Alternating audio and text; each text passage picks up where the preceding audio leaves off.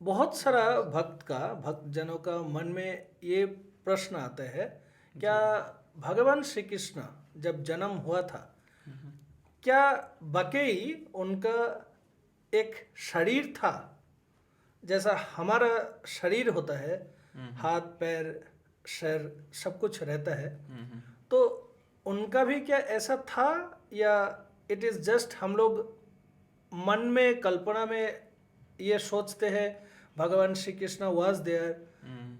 आपसे हम थोड़ा जानेंगे। हम्म। तो भगवान श्री कृष्ण वॉज देयर, ऐसा हमारे शास्त्र में बताया है।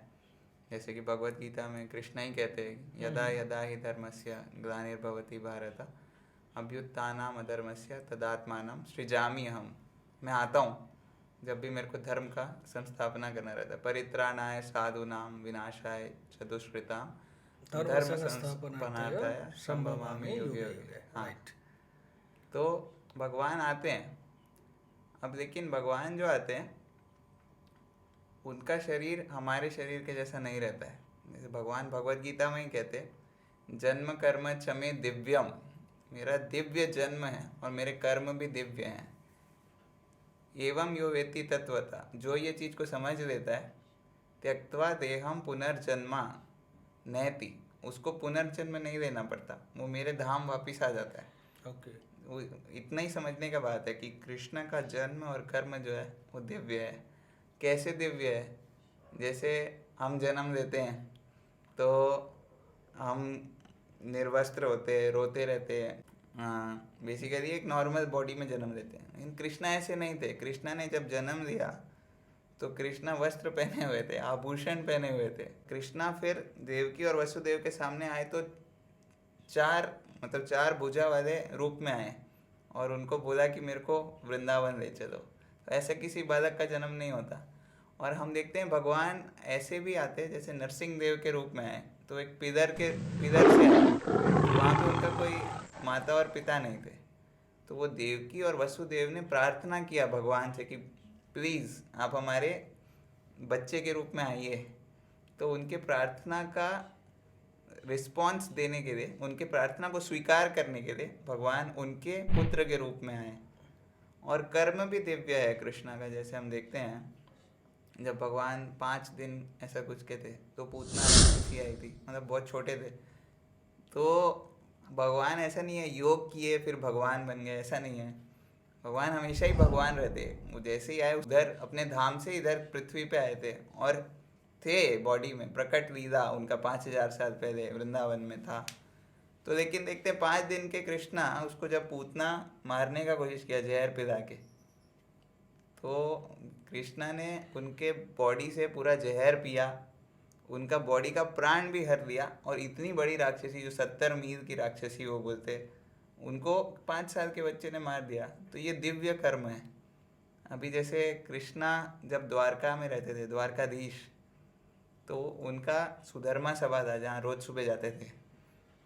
तो कृष्णा की कितनी पत्नियां थी? 16,108। तो ये भी एक दिव्य बात है कि 16,108 पत्नियां थी।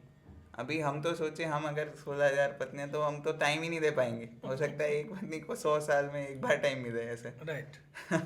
तो अगर रोज एक दिन में एक पत्नी को टाइम भी दिए तो बहुत साल के बाद दूसरे पत्नी को टाइम मिलेगा ऐसा। लेकिन कृष्णा 16,108 रूप में विस्तार करते थे। सुधर्मा सभा से एक कृष्णा बाहर आते थे और 16,108 कृष्णा में डिवाइड होते थे। और फिर वो सुधर्मा सभा में एक एक द्वारका के महलों में एक एक कृष्णा जाते थे।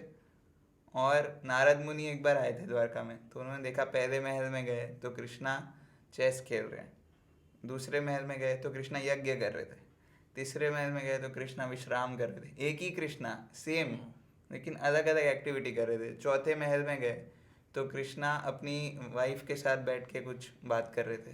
पांचवें महल में गए तो कृष्णा कुछ प्रसाद खा रहे थे, प्रसाद पा रहे थे।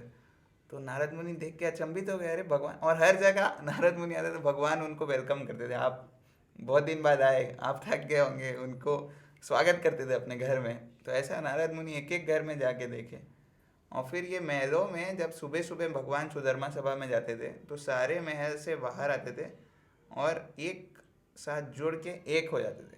फिर एक कृष्णा उस महल में जाते थे, सुधर्मा सभा में। तो अभी हम कंपेयर करें तो हमारा बॉडी ऐसा नहीं है। अगर मैं आपको बोलूँ आप 1 से 2 हो जाओ, आप ये नहीं हो पॉसिबल पाओगे। नहीं होगा। हाँ। राइट। जैसे एक और कथा है कि जब एक बार रुक्मिणी बेहोश हो गई थी कृष्णा से बात करते करते, कृष्णा ने उनको थोड़ा परेशान किया था तो वो चिंतित होकर बेहोश हो गई थी। तो उनको गिरने से रोका, भगवान ने पकड़ लिया, लेकिन उनको रोकते समय, उठाते समय भगवान ने 4 हाथ से पकड़ा था। तो तुरंत एक ही मूवमेंट, पहले उनके 2 हाथ थे, तुरंत फिर 4 हाथ हो गए। तो अगर हम हमको बोले कि आप निकाल के दिखाओ 2 हाथ, और हम नहीं निकाल सकते, दैट इज नॉट पॉसिबल। तो हमारा जन्म और हमारा कर्म साधारण है, लेकिन कृष्णा का जन्म, कृष्णा का कर्म दिव्य है। इस बात को समझना जरूरी है। भगवान थे, भगवान एक शरीर में थे, लेकिन उनका शरीर और हमारा शरीर में बहुत फर्क है। उनका शरीर है सच्चित आनंद, आध्यात्मिक शरीर है, चिन्मय वस्तु है। उनका शरीर ऐसा नहीं है हमारे जैसा मांस, खून और जो भी है इन सब से नहीं बना हुआ। दिव्य शरीर में आते हैं भगवान। जैसे हम देख रहे हैं 1 से 16,000 हो जा रहे हैं, या जब उनको चाहिए 2 हाथ और निकाल ले रहे हैं, ऐसा। और कुछ लोग का प्रश्न रहता है कि भगवान का तो मृत्यु भी हुआ प्रभास क्षेत्र में, वो जरा नाम का एक बैत का तीर से हाँ भगवान ने मर गया। हाँ तो आप अभी समझ सकते हैं इसको। भगवान क्षत्रिय थे, जब कुरुक्षेत्र में भगवान लड़ रहे थे तो उनको बहुत तीर लगता था सामने से आके। तो अभी भीष्म मार रहे अर्जुन को, ऐसा नहीं है सिर्फ अर्जुन को तीर लगता था, भगवान को भी तीर लगता था, यहाँ तीर लगा, यहाँ लगा, ऐसे चल। तो वो इतने पावरफुल क्षत्रियाज होते थे कि उनको इतना फर्क नहीं पड़ता था एक तीर से। वो ऐसे तीर लगा तो उसको निकाल के फिर युद्ध करते थे। उनको बहुत बार तीर मारेंगे तब उनको कुछ होता था। तो भगवान भी कुरुक्षेत्र में पूरे बैटल में थे, उनको कुछ नहीं हुआ। तो जब यहाँ तीर लग रहा है तो भी कोई बात होती है। जरा ने पैर पे तीर मारा, पैर पे तीर मारने से कुछ होता नहीं है किसी को। तो मतलब भगवान को भी कुछ हुआ नहीं। अब कुछ लोग बोलते उसमें जहर था, तो वो जहर, तो ऐसा नहीं है। अभी जैसे मैंने बताया 5 दिन के जब कृष्णा थे तब पूतना ने बहुत खतरनाक जहर पिलाया था उनको। तो भगवान को जहर से कोई फर्क नहीं पड़ता, उनका जो शरीर है वो दिव्य है। तो वैसे ही जरा ने जब पैर पे मारा, वो जो भी आया वो भगवान का इच्छा था उस समय जाने का। उनका लीला समाप्त हो चुका था, 125 वर्ष हो चुके थे। भगवान एक डिसाइड करके आते हैं कब आएंगे कब जाएंगे। इसको हम समझ सकते हैं सूर्योदय और सूर्यास्त के जैसा।